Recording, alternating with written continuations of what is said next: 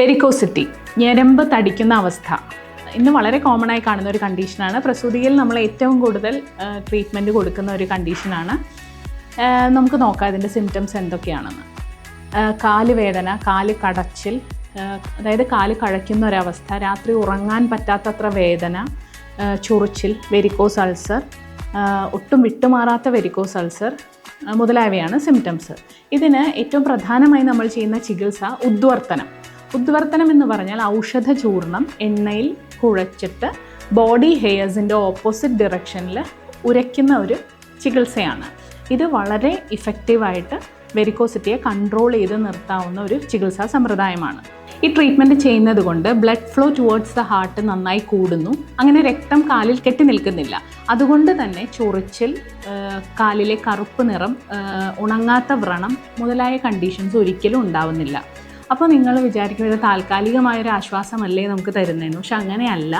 ശരിക്കും vascular endothelial cells, അതായത് നമ്മുടെ ബ്ലഡ് വെസലിൻ്റെ ഉള്ളിലത്തെ ഭാഗത്തിനെ ഇത് നല്ല രീതിയിൽ മെച്ചപ്പെടുത്തുന്നു ഈ ചികിത്സ. അതുകൊണ്ട് തന്നെ വാസ്കുലാർ ഹെൽത്ത്, നമ്മുടെ വെയിൻസ് എല്ലാം നല്ല ആരോഗ്യപരമാകുന്നു. അതുകൊണ്ട് ഇത് തിരിച്ചു വരാതിരിക്കാനുള്ള സാധ്യതയും വളരെയധികമാണ്. നെർവ് കണ്ടക്ഷൻ ലാഗിങ് കുറയ്ക്കുന്നത് കൊണ്ട് ന്യൂറോളജിക്കൽ ഡെഫിസിറ്റ് സിംറ്റംസ് ആയിട്ടുള്ള തരിപ്പ്, മരവിപ്പ്, പുകച്ചിൽ മുതലായവ പൂർണ്ണമായും ഭേദമാകുന്നു. ധാന്യാമ്ലധാര വെരിക്കോസ്റ്റീൽ പ്രസൂതിയിൽ ഏറ്റവും കൂടുതൽ ചെയ്യുന്ന ട്രീറ്റ്മെൻറ്റാണ്.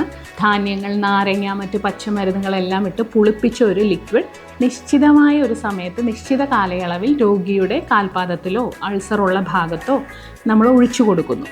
ഇത് ഏറ്റവും കൂടുതൽ റിസൾട്ട് തരുന്നത് വെരിക്കോസിറ്റിക്ക് മാത്രമല്ല, മറ്റ് മാറാത്ത ഉണങ്ങാത്ത വ്രണങ്ങൾ, മറ്റ് ഇൻഫ്ലമേറ്ററി കണ്ടീഷൻസ്, നീർക്കെട്ടുള്ള അവസ്ഥ, ആർത്രൈറ്റിസ് എല്ലാത്തിനും വളരെ അധികം ഫലപ്രദമായിട്ടുള്ളൊരു ചികിത്സാ സമ്പ്രദായമാണ്.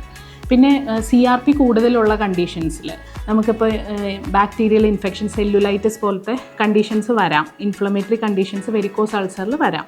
അങ്ങനത്തെ കണ്ടീഷൻസിൽ എണ്ണയോ കുഴമ്പോ ഉപയോഗിച്ചുള്ള യാതൊരു ചികിത്സയും നമുക്ക് ചെയ്യാൻ സാധിക്കില്ല. അത്തരം കണ്ടീഷൻസിൽ നമുക്ക് ഏറ്റവും ഫലപ്രദമായി ധാന്യാമ്ലധാര ഉപയോഗിക്കാം. ഇതുകൊണ്ട് വളരെ ഉണങ്ങാത്ത ദീർഘകാലമായിട്ടുള്ള മുറിവുകൾ, വ്രണങ്ങൾ 100% നമുക്ക് മാറ്റിയെടുക്കാൻ സാധിക്കും.